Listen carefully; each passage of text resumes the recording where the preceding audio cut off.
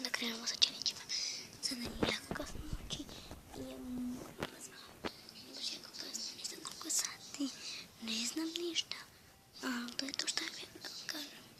Pa možda nije baš neki dugačak video, ali tako rade skoro pa svi najave i vas, volimo vas i nadamo se da će vam se svidjeti naš video, iako se ne znamo što nam spotrula ili ipak moramo to napravimo. Naravno, pred sad ne znam, on je kod prijatelja, tako da je ovaj tjedan, odnosno ovaj vikend, sutra će da ovdje snimim možda.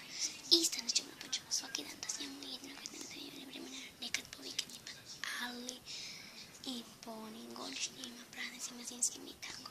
Pa to bi to bilo nešto imali da vam kažemo.